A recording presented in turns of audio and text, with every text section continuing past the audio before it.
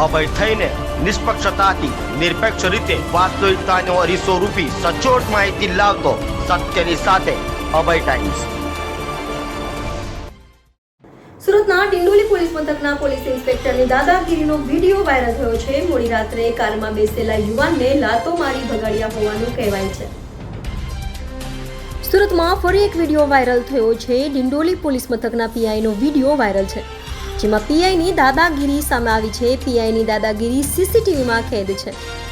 મોડી રાત્રે 12:30 વાગે પોલીસે કારમાં બેસેલા યુવકને લતો મારી ભગાડી દીધા હતા। ડિંડોલી પોલીસ મથકના સેકન્ડ પીઆઈ એચ.જે. સોલંકીની દાદાગીરી જોવા મળી હતી।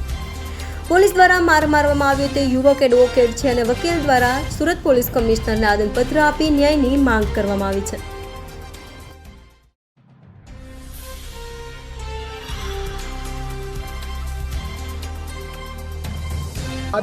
મારું નામ એડવોકેટ હિરેન નાઈ છે।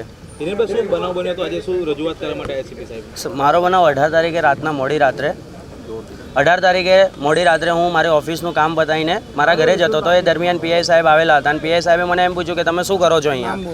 તે સમયે મેં એમ કીધું કે સાહેબ હું એડવોકેટ છું અને મારું કામ પતાવીને હું ઘરે જાઉં છું। કયા પોલીસ સ્ટેશનના પીઆઈ હતા, શું નામ છે અને શું ગેરવર્તન કર્યું તમારી સાથે?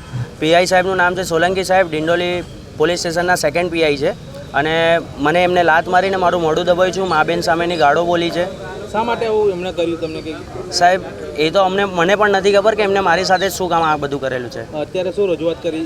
અત્યારે જોઈન્ટ સીપી સાહેબને અમારા એસડીબીએના પ્રમુખ, ઉપપ્રમુખ અને અન્ય હોદ્દેદારો સાથે અમે જોઈન્ટ સીપી સાહેબને રજૂઆત કરેલી છે કે આ મારી સાથે જે મિસબિહેવ થયો છે એના ઉપર જલ્દી ને જલ્દી એક્શન લેવામાં આવે અને ફરિયાદ કરવામાં આવે। એમને શું કહ્યું? એમને સારો એવો રિસ્પોન્સ અમને આપ્યો છે। એમને 2 દિવસનો ટાઈમ માંગ્યો છે ઇન્ક્વાયરી કરવા માટે અને ઇન્ક્વાયરી પછી જે હશે અમને જણાવશે।